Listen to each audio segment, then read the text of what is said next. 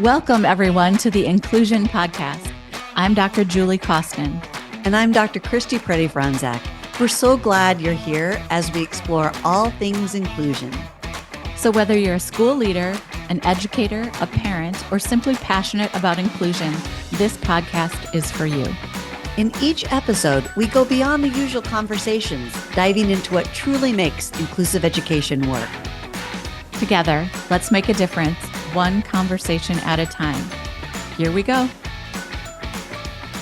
Okay. If there are little ears listening, you're going to want to change this podcast or turn it off right now. Yeah, meaning it's PG-13 at least. Yeah, because we're going to go ahead and share with you the title of the episode is Fuck You. Now what? And we are going there because if you've been in any classroom long enough, you know that there are moments like this that shock you, where small children will swear at you, where large humans will swear at you, and you are taken completely off guard. And what I love about today's podcast is we have something to help you do several things. One, deal with your own emotions about what's happening, or at least identify your own emotions about what's happening. And two, build your own response plan. So why is that critical, Christy, that they build their own response plan and we don't just say, here's exactly what to do? Well, I was thinking, as we said, that, it was a PG-13, or if there were small ears around, turn it, off.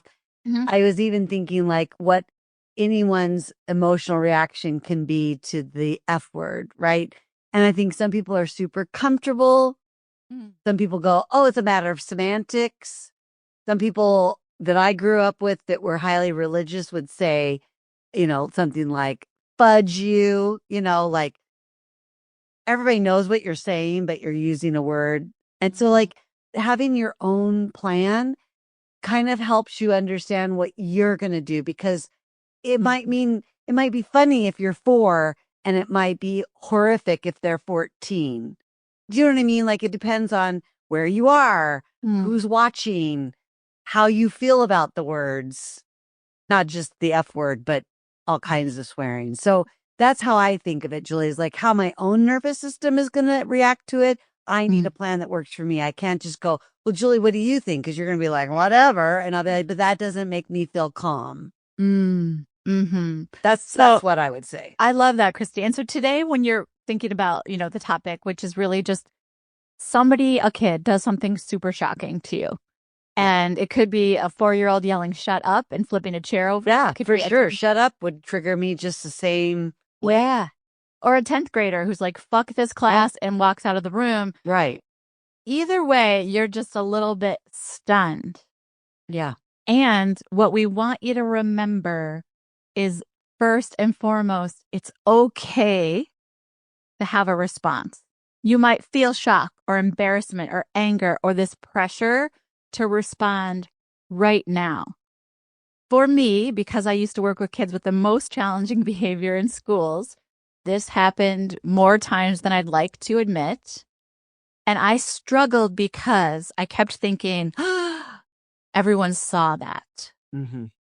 Or I better shut this down right now. Or sometimes, Christy, my thought was like, I better punish this kid in a public way right now so everybody knows this is not okay. I would even say, Julie, I would say like feelings are hurt. Yeah, that's so true. Oh my gosh. You know, that kind of like, I thought, yeah. I don't know. Yeah. It's a little bit of a trust is broken because you're thinking to yourself, I thought we were doing better than this. Yeah. Like, here's where we are. Yeah. Right. And so what we want to reinforce for you is all those feelings normal. Okay, good. And we want to move you away from the instinct of punishment and move you towards something else. Okay. So let's talk. I got to say 2 things about the word punishment really quick. Okay. I think when I feel like punishing people, it's Mhm. below my threshold of awareness, and I wouldn't recognize it as punishment. Meaning, Mm. my feelings are hurt, and so like you go to even the score or you withdraw because you're so hurt by that person, but that your withdrawing ends up punishing them. Do you know what I mean? Wow, yeah. I do. So, so like that was my first thought was like, I don't seek punishment. I'm not that kind of, and then I'm like, oh yes, I do have a scorecard. Oh yes, my feelings are hurt. Oh yes, I'm going to probably withdraw, which will end up punishing. Mhm. Yeah. Maybe I'll just say that for now. Well, I love that, Christy, because punishment comes in so many forms. And Yeah.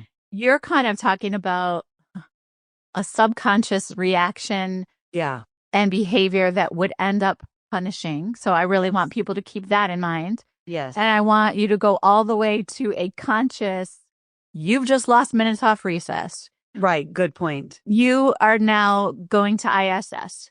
You now, this is a phone call home. I'll be talking to your mother in a minute.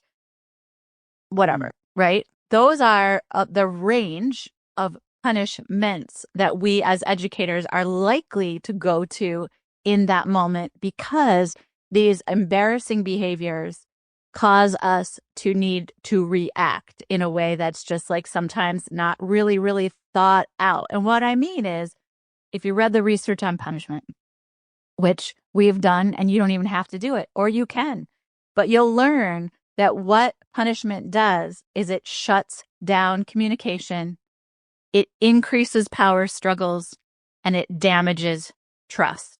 Mm. So, what we think is going to work, quote unquote, or at least save face for us, Yeah. actually is more damaging than other options. So, we're going to talk about those other options later.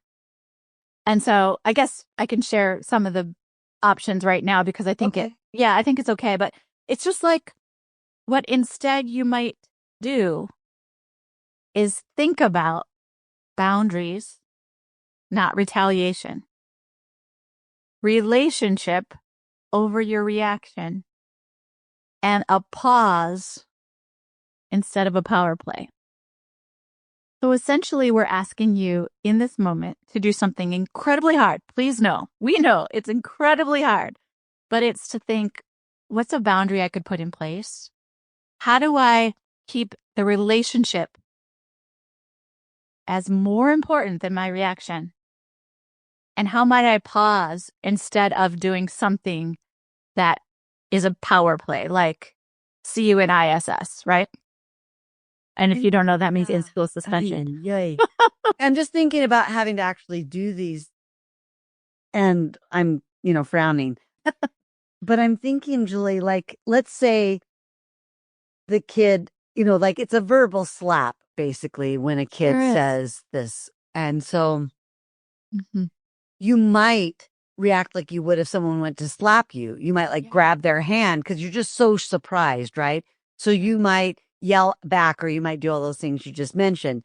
So if you find yourself reacting because you're human, then I guess come back to this list and go, okay, as part of my repair or as part of my sort of getting back to trust, then I got to restate my boundary. I have to restate that the relationship is still my priority. So I feel like even if we didn't do it in the exact very moment, there's an Mm. opportunity in the repair part of it. That's right. So Christy's kind of inviting us to go, hey, let's say you react like a human. Yeah, Let's imagine. yeah, I'm just in case Yeah. it's me. In case you react in a way that you're just not like, well, that take one was not great. We're going to talk about repair too, and just kind of thinking about the repair Oh, process. true. Okay. Yeah. I was just thinking like, oh, I don't know that I could get ahead of it. Oh, yeah. I mean, I feel like I must be very practiced in it. And that I really think that might be it because if I told you it happened 100 times in my teaching career, I wouldn't be exaggerating. Right. And remember that I worked with the most challenging kids with behavior from, high school, middle school, elementary school. And it's like, we're going to see this, we're going to experience it, and we have to desensitize ourselves a bit to it. So we have some mantras that I want to talk about and then some actions or words to say. Okay. So Okay. my favorite mantra that I used to work with my paras about is this is not personal. So when you said slap, I really like that, Christy, because a slap is wildly personal. It is directed at you. It is intended to hurt you. And I'm going to say that swearing is less so, right? It's said out loud. It's not necessarily aimed at you. It's probably the tip of the iceberg, and there's so much going on underneath it. So this is not personal is a favorite one. I can handle this. Connection over correction. Their story is bigger than this moment. Those are my favorite mantras that can really help. I used to have it's not personal written down on a note card, and it was a really pretty font, and it said it's not personal. And just like that really helped me remember that I'm working with kids who've had significant trauma, have just a very different life experience. And the more I personalize it, the worse it is for us. And I will say, as we move into the actions, I'll say two things. One, this particular podcast is like the offspring of a session that we have in Behavior 360. So if you're really curious about going deeper, we also have a what if scenario in Behavior 360 about what if they swear, what if they hit, what if they run, et cetera, et cetera. So just know that we're just, again, touching on the topic to start the conversation. I'll also say when it comes to some of the actions that we're going to suggest, maybe an overarching theme for me, and Julie, I'm always trying to find a stepping stone for people who may not be as desensitized to it yet or as open-hearted as you are in your practice, that sometimes just anything you can do to neutralize or be neutral is really a win-win. It doesn't mean that I don't want to send mixed messages, especially for kids with trauma, that it's apathy or that I don't care. I'm just trying to not make my response be too much that's like feels inauthentic to me, like too sweet or something. I don't know why. I must just be like, I don't know, don't have a heart, but I guess they called me the ice cream for some reason, right? But so maybe not neutral, but maybe the word is neutralize, whatever that is for you and for that student. Okay. Yeah. So we're going to give you 7 quick quick actions to take. And I think Christy's right to get nervous about some of them, to go, uh-oh, what if? I'm just doing it for you, friends. Yeah, Christy, for you. That's the role she's playing. But I like number 1 quite a lot, which is ignore and address later. That means do nothing. Ignore and address later. It gives you a minute, 10 minutes, 20 minutes till next period, however you want to look at it, to be like, I'm figuring out what I'm going to do. Now, I'm not figuring out how I'm going to punish this human. I'm figuring out how can I reconnect. Oh, yeah. Christy's like, perfect. No, how can I reconnect with this human? How can we repair? How can we come back? All right. I'm going to give you some phrases that I love. I'm not mad. What do you need? Or, hey, let's step out together. Or, let's talk about this after class. Or, it sounds like you're overwhelmed. Let's regroup. Or, do you want to grab water or sit down for a bit? And the 7th one is very much like the first one. Silence paired with calm presence. It's like ignore and address later or do nothing, but instead, it's you working on your own regulation. So literally, you just at this moment, take some breaths, get yourself really calm. And then you can make a decision about what to do next. I knew you couldn't make it through without telling me to breathe. Friends, you're going to have to breathe through this work. It's just going to be a thing you're going to have to get used to. There's more podcasts about that. But again, we're kind of like telling you some secret sauce without sending you to cooking school first. So if we're going to make you create some like, what is a beurre blanc, a sauce? I don't know. I think.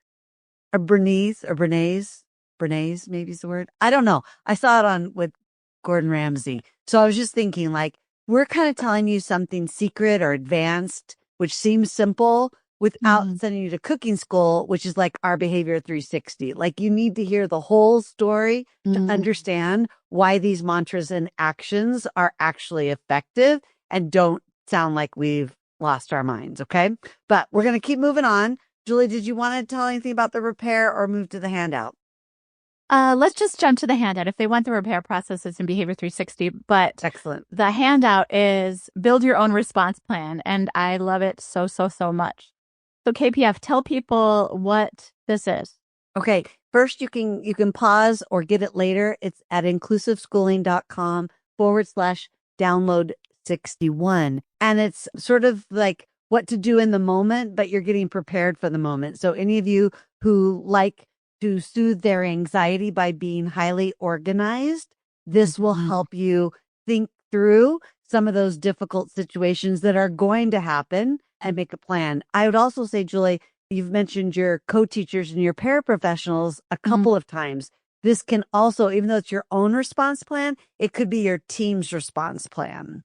I love that. Thinking about it as a conversation and a connected, a connective task to do together. Okay. And so, Okay. So there's 5 sections and then like a little closing thought. We'll just highlight what's in each section. And again, you can download, it's kind of like a little worksheet actually that you and or your team can fill out together, maybe even separately so that you understand how you're going to come together with different nervous systems. But you can get the download at inclusiveschooling.com/download 60. And let's talk about the 5 sections. yeah, KPF, why don't you go through the 5 sections for us? Okay, I'll start.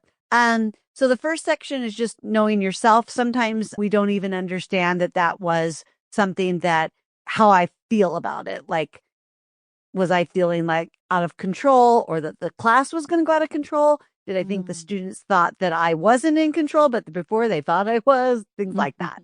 The second one is how will I self-regulate? So Julie said, breathe. I probably won't. I might write the word pause, which is the same thing, but it just feels better to my nervous system. So we give you a couple of examples. What are your go-to connection phrases? Remember, we said you want to feel authentic. So in those 7 action statements that Julie gave just a minute ago, we've given you a few more examples, but we want you to brainstorm. What would you say in this moment? And the one I like is we both need a minute. So I don't have to say anything about what the rule is or how I feel about it. And I can let the kid know, hey, something's up here. I need a minute, but I'm coming back to it.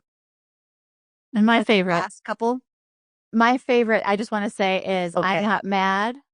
What do you need? That's my favorite because. Yeah, but I said we had to be authentic. So I was like, I couldn't pick that one. No, but I did. I'm telling you mine. I know. Okay. Go ahead and go through the rest of it. You want to finish them? Okay. Your save face strategy. So I like this part because it's about like, yeah, that was hard. And yeah, that did feel disrespectful. And yeah, that was a little bit of a shocker or whatever it was. So how do you want to feel confident in the moment without throwing the student under the bus? So you want to still honor their dignity, but let yourself regain as well. After the moment, when everything's maybe calmed down, it's about relationships and reconnecting with the student. As Julie said, it could be another class period. It could be 5 seconds later. It could be whatever makes sense given the age and the schedule. It can also be what support do you need? So you might need to debrief with your co-teacher. You might need to text someone and just say how it felt, listen to a favorite song. And then there's the handout ends with just some kind of a final thought, if you will. The final thought is punishment might make the behavior disappear, but it also makes the student disappear. So that's it for episode 61 called Fuck You, Now What? Remember, your power in these moments is not about having the right comeback. It's about responding in a way that keeps dignity and connection alive. Don't forget to grab your own response plan And if you want more of this in Behavior 360, we've got you covered, so you can check that out. Until next time, keep breathing, keep your sense of humor, and keep showing up for students no matter what they throw at you. Thank you for tuning in, and don't forget to subscribe and catch up on past episodes where we share valuable insights, straight talk, and practical steps to challenge outdated special education practices. You can find every episode with the show notes at inclusiveschooling.com/inclusion-podcast to build more inclusive schools together.